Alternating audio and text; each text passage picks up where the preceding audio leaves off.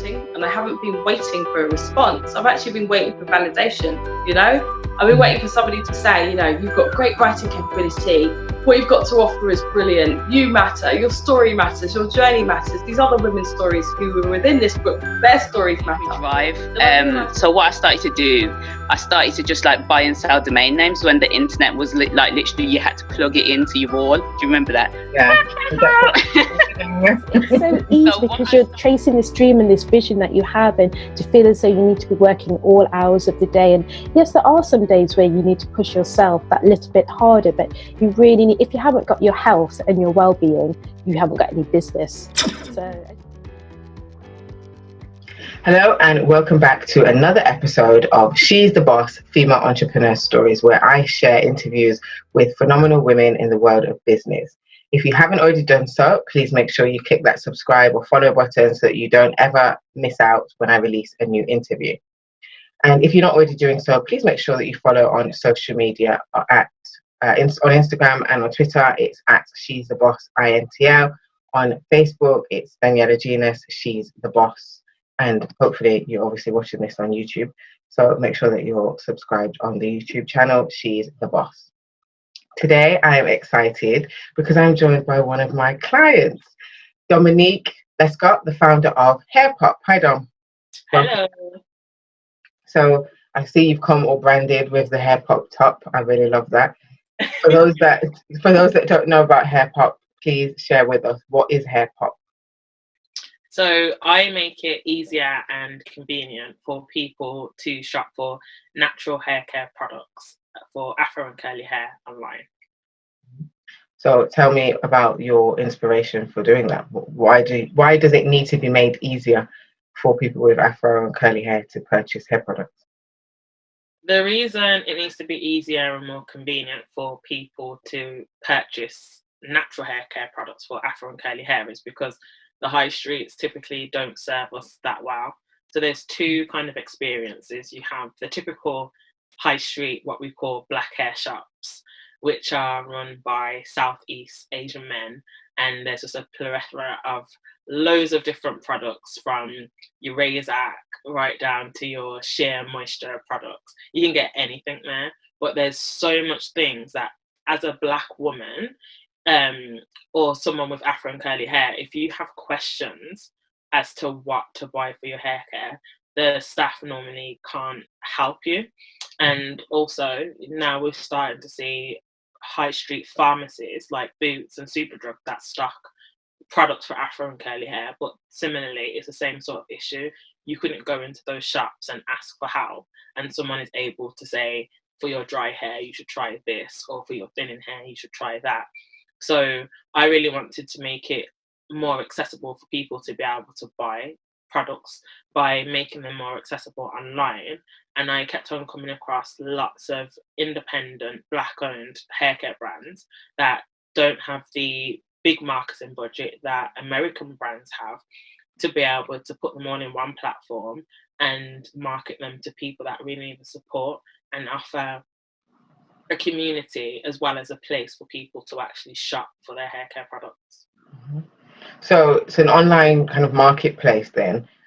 Obviously I've been on the marketplace, I think it's fantastic, but for people that are watching that may think, actually I quite like going into the high street hair shop, what kind of sets you apart in terms of, you saying it's easier, but how do I find out if the products that you're selling, for example, are going to work for my hair, number one, and number two, what kind of brands and products do you sell on the platform?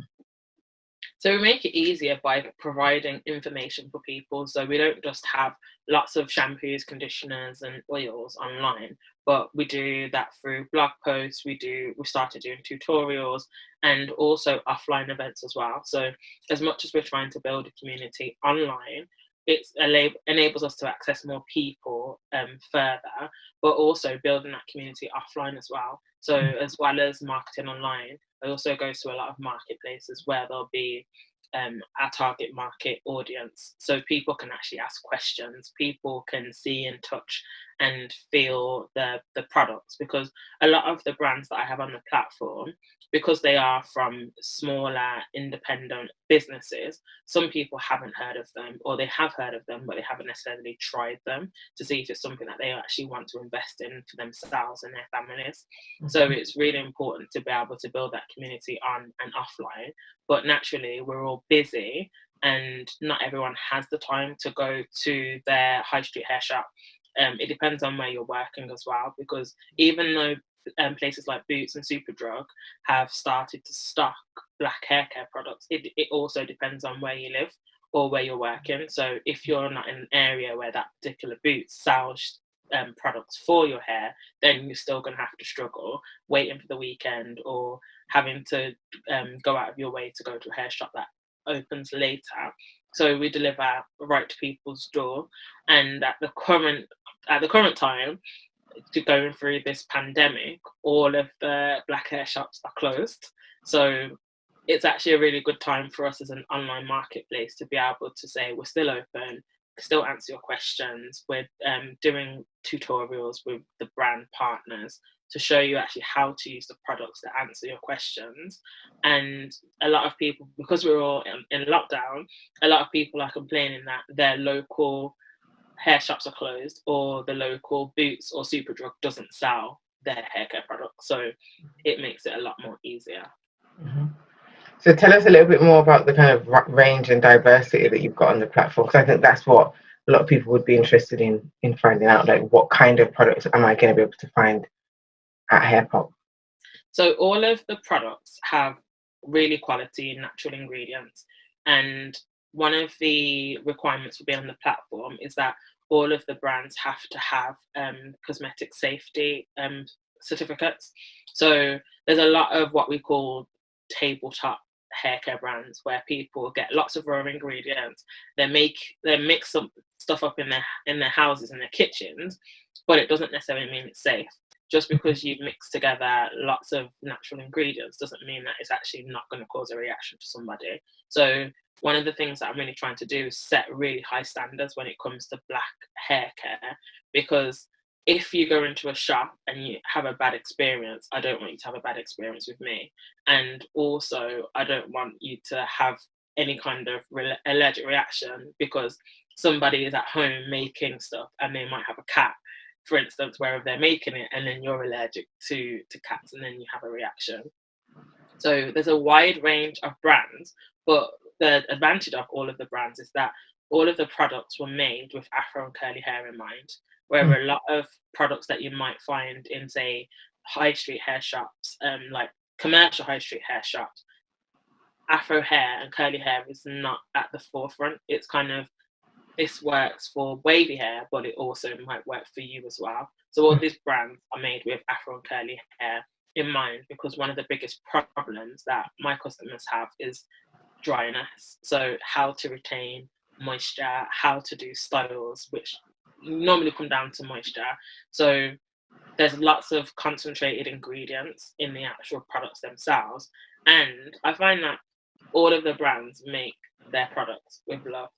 It's with black women in mind. It's with people with Afro and curly hair in mind. So we've got lots of different brands that cater towards the tightest, kinkiest hair, and also curly hair, but they're also suitable for wavy hair as well.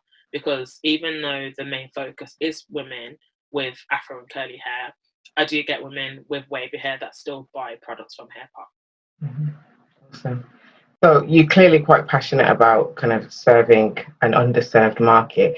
Can you tell us where your initial kind of inspiration came from? Was it that you was fed up of going to the shops where the Southeast Asian men couldn't answer your questions? Is that where the kind of fire was initially set? And had you always had aspirations of starting your own business, or was it just purely because you had this problem that you wanted to fix? It did start with lots of conversations with black women about the experience of going to the black hair shop. And when I was on holiday with my mum and some of my cousins and my aunt, we were having a conversation about the experience of how black women feel when they actually go into high street hair shops. And I had always worked, and I never really had a vision of necessarily quitting my job and starting my own business, but I always knew that I wanted to do something to support my community. And the idea kind of came about for me, in 2016. That's when I became a lot more conscious about where I was actually spending my money.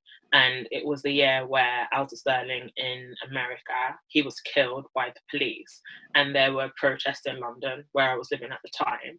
And I couldn't attend the protest because I wasn't feeling very well. But I was thinking, what can I do to support my community, even though I couldn't physically go to that protest? What can I do ongoing to support my community and where I spend my money? So I became a lot more conscious about spending my money with Black-owned businesses. And I have a personal blog, and I challenged myself to buy from Black-owned businesses only for a month. And it was really, really challenging just to see all of the different areas where Black people aren't represented in business. And hair care was something that just kept on coming up. The experience of going to the high street hair shop or not knowing what to do, what products to buy. Lots of people became product junkies because they were just buying things that appeared to be popular, but it wasn't necessarily things that were right for their hair, often because products weren't necessarily made with them in mind. And I suppose later that year as well, I went through a lot of personal things that happened in my life, and that kind of gave me a new lease of life. So the Alton Sterling protest in London happened in the summer. It was around July. And then in the October, my nan passed away quite suddenly. And that was quite traumatic for me. I spoke to my nan at 7 o'clock, and then at 10 o'clock, I got a phone call to say that she was gone, and it just hit me like a ton of. And it was a really difficult time for me. I was working in London in a job where I wasn't really progressing in my actual role, but I was playing a big part in the Black Workers Group, which I was doing voluntarily, and I was really supporting that group and making changes and bringing Black people in the organisation together. So I realised that I had a skill set, and then I knew that I really wanted to support my community.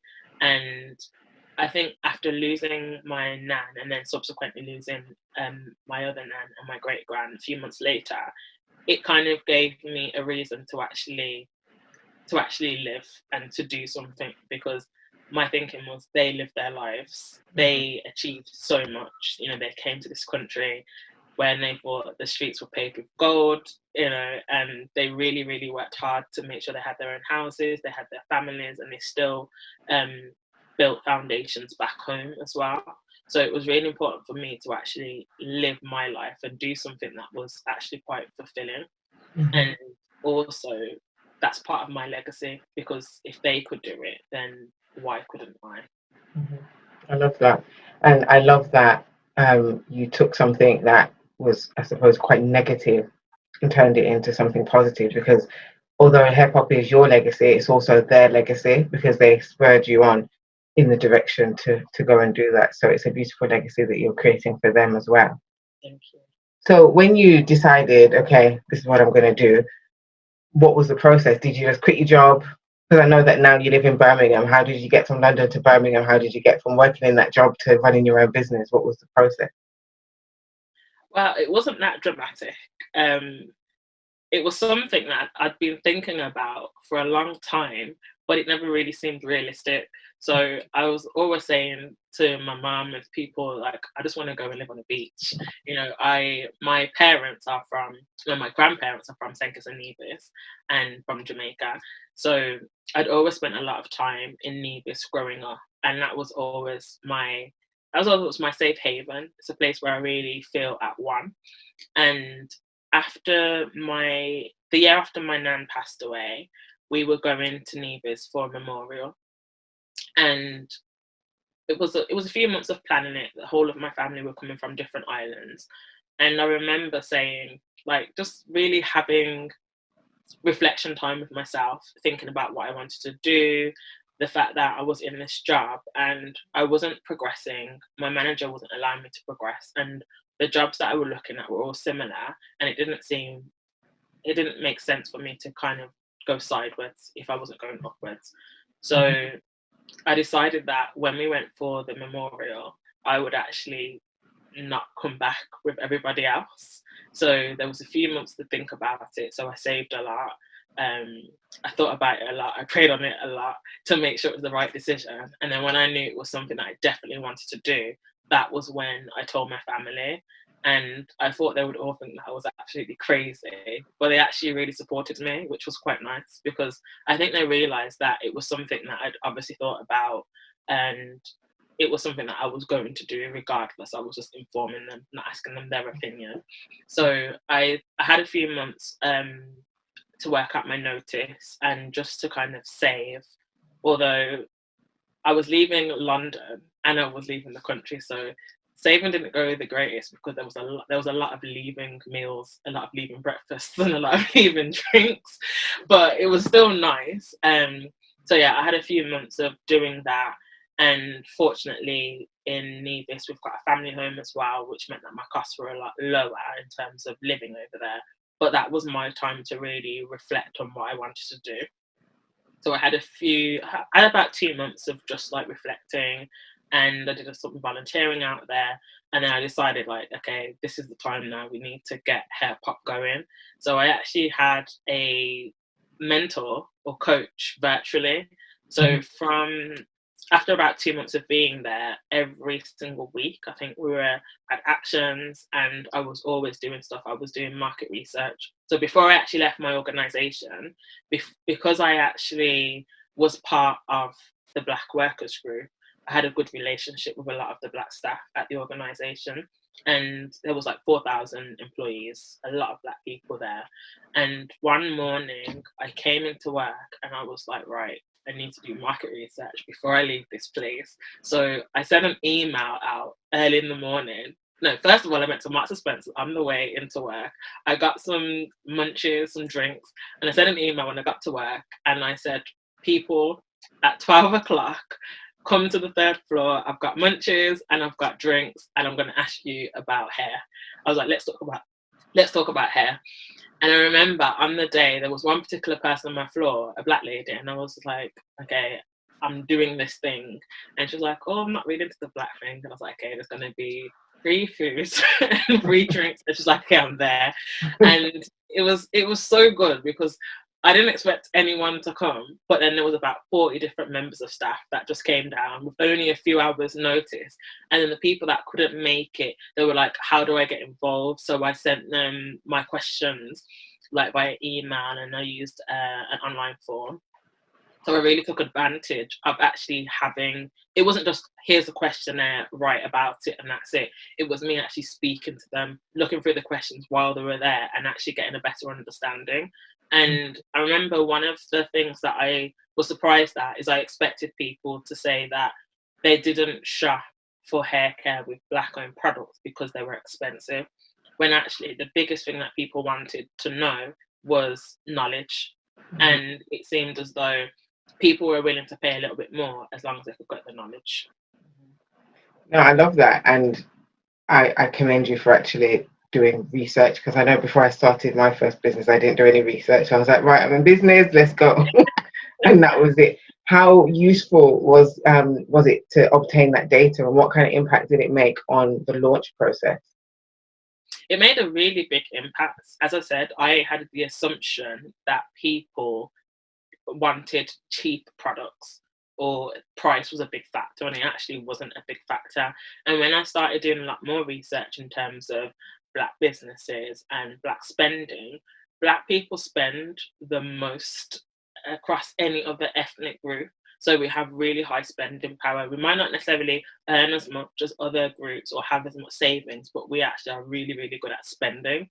And when it comes to our community, it's a case of people want to know why I should spend this money. And once you can tell people the benefits of products and services, they are actually willing to buy. So the market research was really important, because had I not done that, I would have gone out thinking everything's too expensive. And one of the reasons why Black-owned businesses, or even just independent business, are more expensive, especially in particular hair care, is because the ingredients are a lot higher quality, and because of that, it's more expensive for them to source. And because they are smaller businesses as well, it also means that they aren't able to buy wholesale quantities as bigger companies would be able to do. No, I love that, particularly because, you know, I'm always banging on about verifying your assumptions and having a customer-centered approach, because a lot of the time we do get into our heads, okay, this is the problem and this is the way the problem needs to be addressed. But if you don't go out and check that, then you could be barking up the wrong tree. Then you're wondering why your business is not making any sales. Is it because what I'm offering isn't good enough? No, it's because you're communicating the wrong message, or you're trying to solve the wrong problem. So again, congratulations to you for doing it the right way. What would you say were some of the toughest moments in the early stages once you'd launched and decided to go? What did you struggle with the most? I would say the mindset. So I think typically over the last few years, I've definitely developed a lot stronger growth mindset rather than a fixed mindset. But sometimes I go through a process of, am I doing this right? Should I be doing this? And then that can be quite limiting, because when you're in that sort of slump, it can sometimes be difficult to get out of. But luckily, I have a strong tribe of people that I can go to when I'm feeling a little bit like I'm not sure if I'm going in the right direction. And they're there to help me and cheerlead me and get me out of that.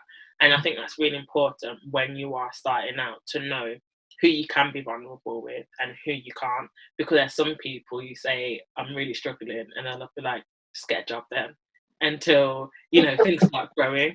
And there's nothing wrong with going to get a job, but if you know you're really passionate, you've done a lot of background work, then sometimes just getting a job is the easy way out. Whereas actually, if you just keep on going, pivot, reevaluate, or even just take some time out, it can be really detrimental in terms of actually moving forward.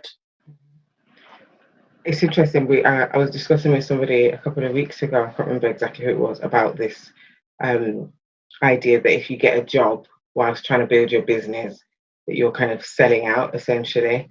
But this is obviously not something I agree with, but I also am of the belief that if you're pushing with your business and your business is going well, even if you have some setbacks, don't just think you're going to go and get a job and juggle the two, because actually doing it in reverse, I think, is much harder. If you have a job and then you quit to run your business, I think that's an easier transition than running your business and then going getting a job and trying to run your business at the same time, because you're used to giving the business all of your time, and then now all of a sudden you've got less time to work on the business and expecting to see quicker growth or quicker results, and it's not necessarily possible.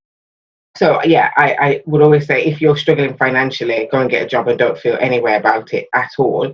But as you said, sometimes it's not about you needing to go and get a job. It's about simply regrouping. Could be working with a coach, a business advisor. It could be spending more time doing market research so that you're getting an understanding of why maybe your products or services are not penetrating the marketplace in the way that you would want. Coming forward though, during this period, obviously across the world, everybody's in lockdown, and you've got a business that isn't necessarily going to be detrimentally impacted by that. Are you happy that you built your business in that way? Because you've kind of COVID-proofed your business by design, but unintentionally so. Yes and no.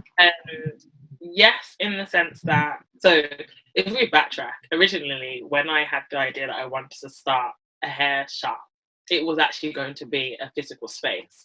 And I went to Nevis and I spent some time out there, and I was like, I'm going to use this time to do my research, and then I'm going to come back and open an actual physical space in Birmingham. And whilst I was out there, I really enjoyed being there. And I was like, I need to make this something where I'm flexible to be able to be out here, also have my business running in the UK, but the flexibility, if I wanted to be able to be, you know, global, having that opportunity. And that's why it started online, because it was supposed to build up to being offline. But after spending just a few weeks, I was like, I need to be able to be here. And it's been really positive, because even though it's an online platform, I would say it's just as difficult as probably having an actual physical shop. The challenges are just very, very different. You know, a physical shop might be handing out leaflets to try and get people to come into the store, whereas online you're trying to do search engine optimization to get people to come to your website, or content marketing. But the value is really great that I've actually been able to create an online space, and it's given me that push to keep on going, because now during this epidemic, I'm seeing a lot more sales and a lot more traffic. Like, my website traffic has increased by 40% since the UK went into lockdown. Sales have increased, which is fantastic.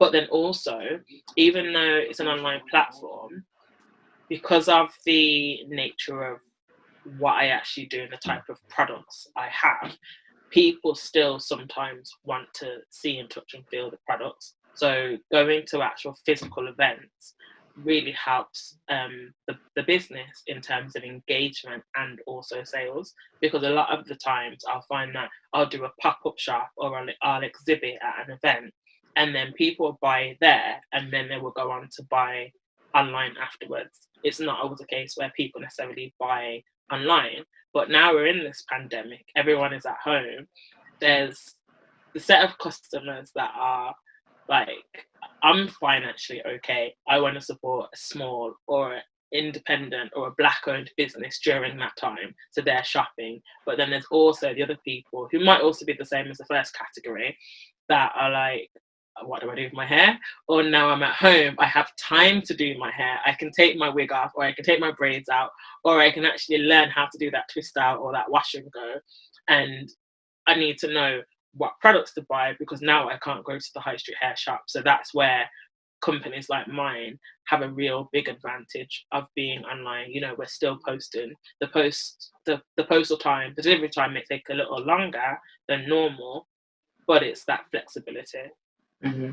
No, I think that when this whole situation began, it was very easy to see which businesses would be able to kind of pivot or just continue doing what they're doing but doing more of, versus those that were going to be seriously impacted. So I was, in terms of my client pool, it has been interesting to see the differences between the different businesses. So although it wasn't purposely meant to just be online, it's clearly worked out in your favor.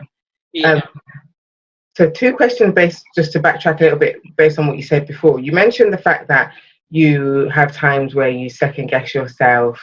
And I suppose as an extension of that, you may not feel as confident with what you're doing on a daily basis. Sometimes you have peaks and troughs.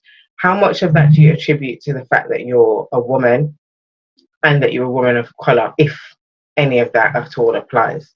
Do you think that it does? So in terms of confidence, I would say that reading a lot of books is really helpful, because reading a lot of business books, a lot of development books really helps boost my confidence. And when I'm working on the business and I'm just trying to do marketing and admin stuff, I don't get as much time to read. And I notice that I then become less confident in actually what I'm doing, because in doing those operational tasks, I focus so much on the doing rather than the developing. So in terms of being a woman, I do think we overthink things a lot more than men, because a man could have a few qualities and they'll just put something out there, whereas I think women often feel that it needs to be perfect. But then we also need to consider the fact that we get judged a lot more for being women, and also being black women. And in terms of my particular business, it's a blessing. I wouldn't say a curse, but it's a blessing being able to support independent black owned businesses.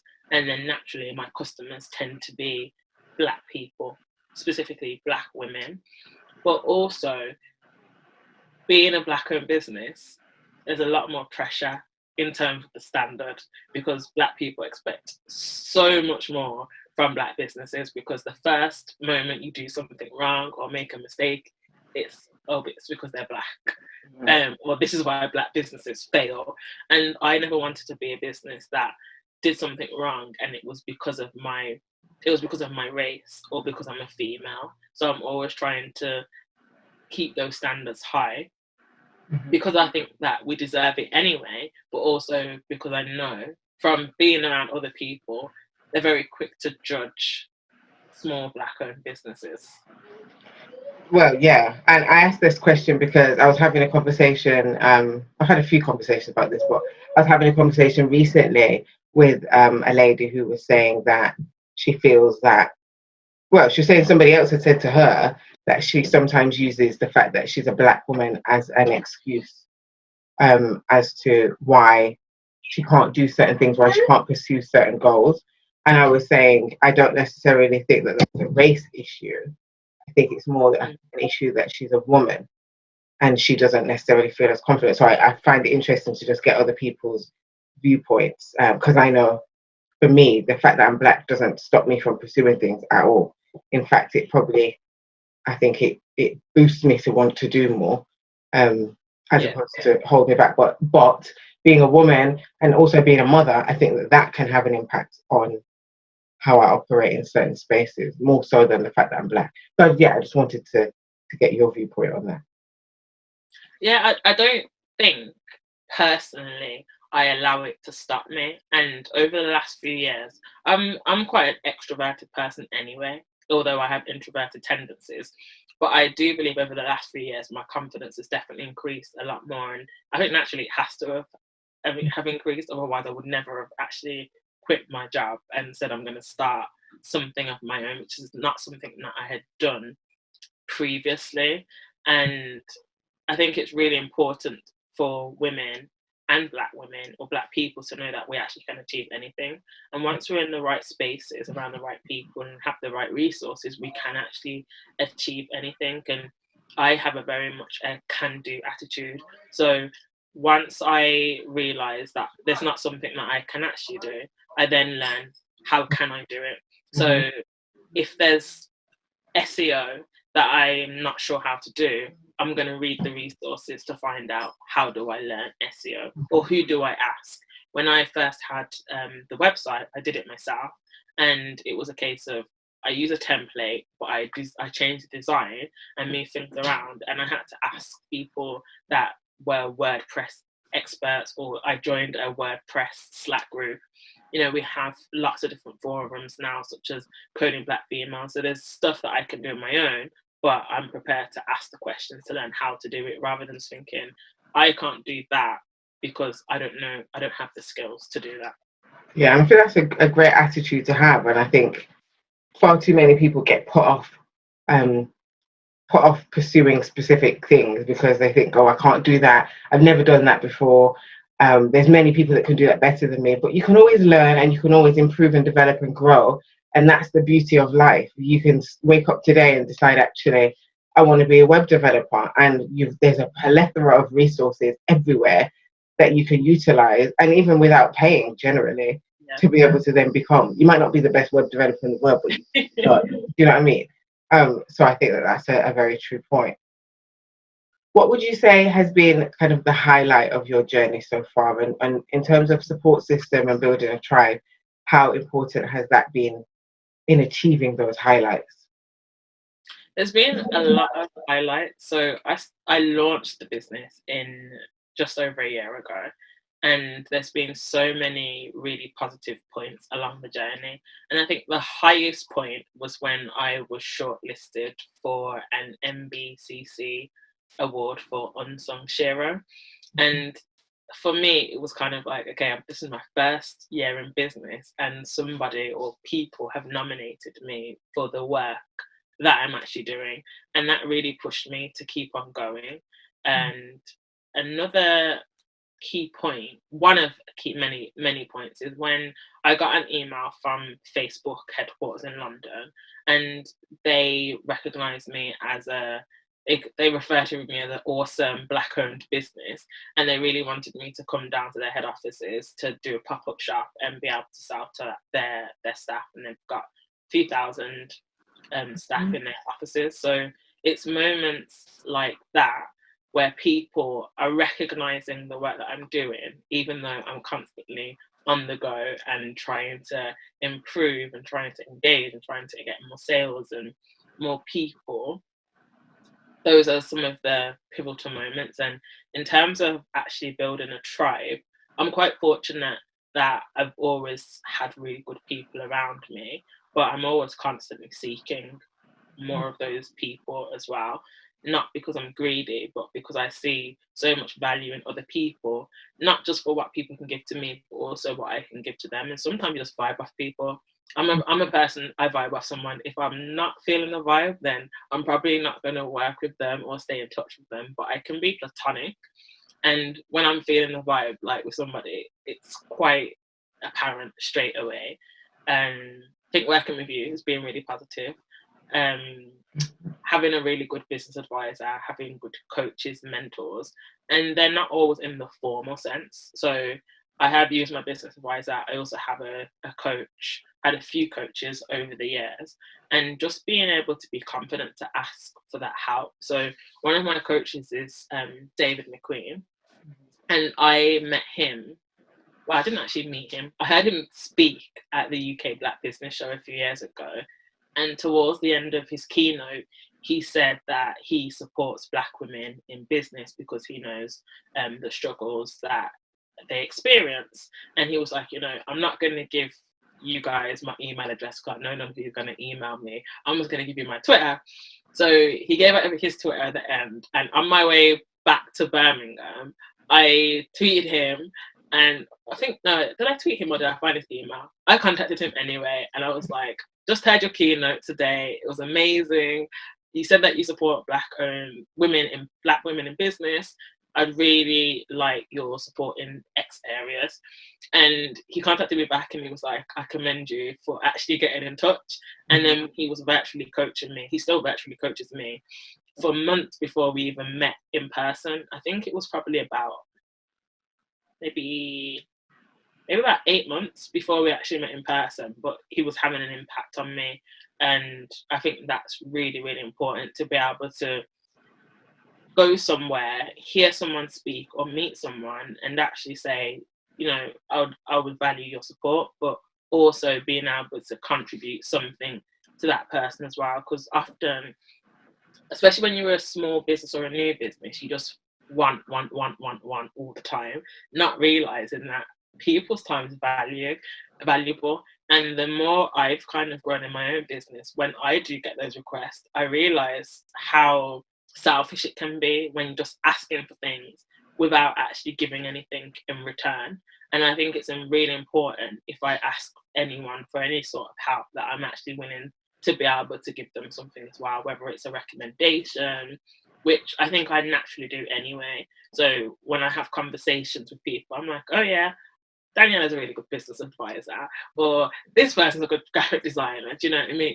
It comes quite naturally to me. And I think by understanding what your circle are doing, you can then become brand ambassadors of your friends and family's businesses. Yeah, no, I agree. I don't think it'd be possible. Yeah, no, for sure. And I commend you again for taking that leap and contacting your coach, because it's true. You offer people advice and support, and a lot of the time people don't take you up on it. So the fact that you did, I think that's awesome. And I just think having a circle of people that you can pour into and who pour into you can be incredibly uplifting. And I think we need to value that a lot more. And coming to the end, thinking of women that are maybe out there looking and in the same position that you was in, so maybe in a job that they're not enjoying, have an idea for a business, what are 3 pieces of advice that you would give to them?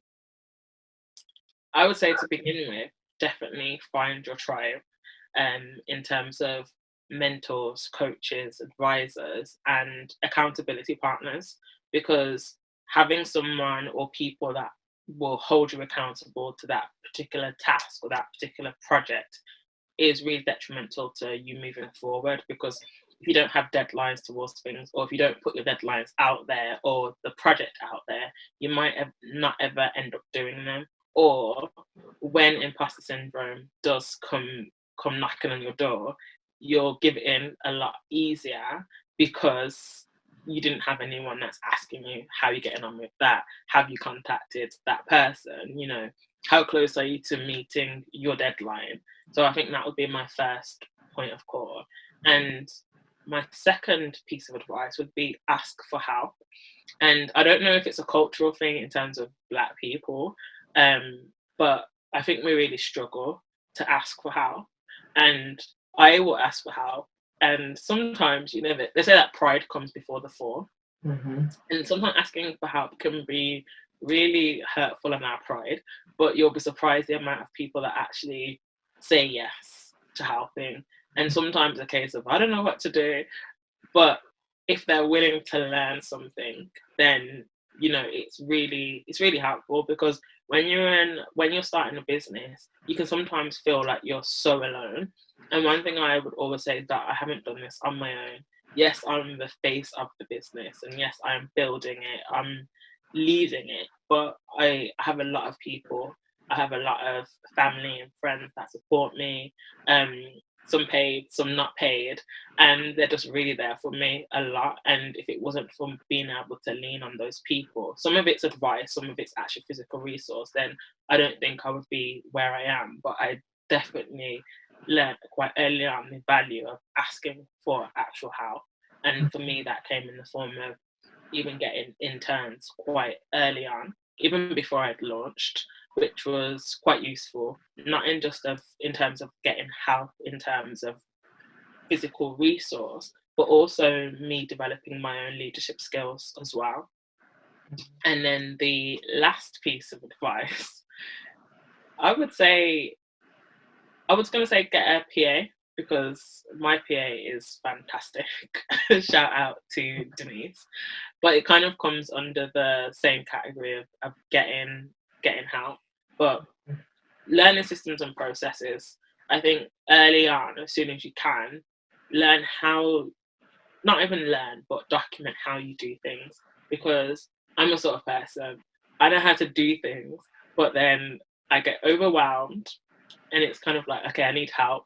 But you have to help the help by documenting those, how you do things. Otherwise, it's just something that you do, and no one can ever come into the business and actually support you to offload some of those tasks and projects. So documenting as you're going along how you actually do those things, and also why you do those things, because anyone that comes into the business to help me, whether it's one afternoon or for a few months, I like to explain to them why I do what I do, so then it makes more sense. Because sometimes it will just seem like you're just offloading the job that you don't want to do to somebody else because you're lazy, when it's actually not the case.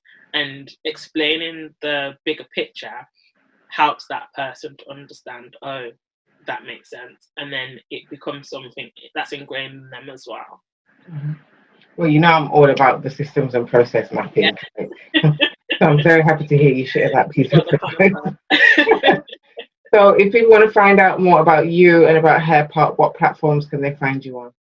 So you can find me on our website, where you can come and shop from lots of quality Black-owned independent haircare businesses at www.hairpopp.com, and that's Hair Popp with 2 P's, because we're bad and bougie. And then you can find me on all the other socials at Hair Popp with 2 P's. Awesome. Well, thank you so much for joining me. Overdue, better late than never, as they say. I know, right?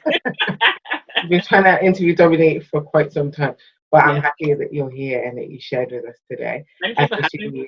No, thank you. It's been really interesting, and thank you for sharing your story so openly and honestly. And thank you everyone for watching, for listening. As usual, if you haven't already done, click that subscribe button and that follow button so that you don't ever forget to tune in to one of my interviews.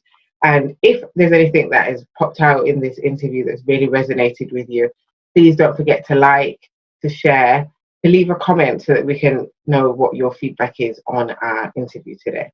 And make sure you tune in next week, Sunday at 8 p.m, where I will be bringing you another fantastic woman in business.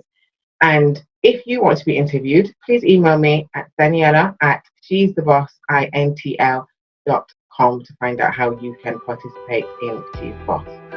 And thank you once again for listening, and I'll catch you next week, Sunday at 8.